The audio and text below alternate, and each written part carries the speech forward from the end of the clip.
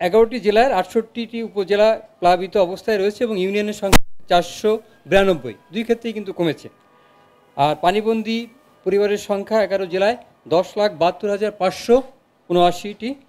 ক্ষতিগ্রস্ত লোক সংখ্যা হচ্ছে 54,80,463। মৃতের সংখ্যা এই জায়গায় একটু পরিবর্তন আছে। মৃতের সংখ্যা হচ্ছে 52 জন। পুরুষ হচ্ছে 40, মহিলা 5, শিশু 7।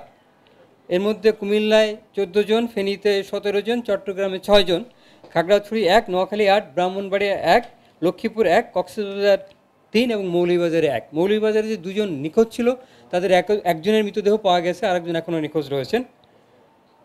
পানিবন্দীদের আশ্রয় দেওয়ার জন্য যে আশ্রয় কেন্দ্র খোলা আছে তার সংখ্যা হচ্ছে 3,403টি। আর আশ্রয় নিয়েছেন এখানে 5,02,501 জন এবং গবাদি পশুর সংখ্যা আশ্রয় কেন্দ্রগুলিতে 36,448টি।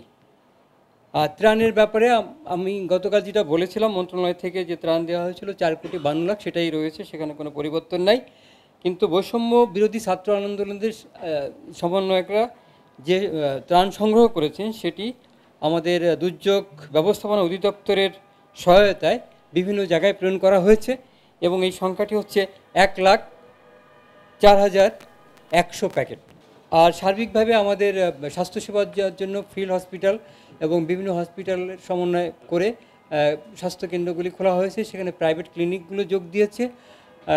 একই সাথে যে সমস্ত জায়গায় আমরা মিডিয়া স্ক্যান করছি আমরা এবং সশস্ত্র বাহিনী বিভাগ, যে সমস্ত জায়গায় আমরা রিপোর্ট পাচ্ছি যে ত্রাণ পৌঁছাতে সমস্যা হচ্ছে বা এখনও পৌঁছায়নি, সেগুলিতে আমরা আমাদের পক্ষ থেকে, এনডিআরসিসির পক্ষ থেকে এবং সশস্ত্র বাহিনীর মনিটরিং সেল থেকে আমরা সেই সমস্ত জায়গায় ত্রাণ পাঠানোর ব্যবস্থা করছি। আর আমাদের যে কন্ট্রোল সেন্টারে যে সমস্ত কল আছে সেই সমস্ত মূলত এখন যেটা আসছে, এখন অনেক আগে থেকে অনেক কম, মূলত ত্রাণের জন্য তারা কলগুলি করছে। আমরা সাথে সাথে যে রিলেটেড যে উপজেলা বা জেলা আছে সেখানে আমরা খবরটি পৌঁছে দিচ্ছি যাতে করে তারা সহজে ত্রাণ পেতে পারে।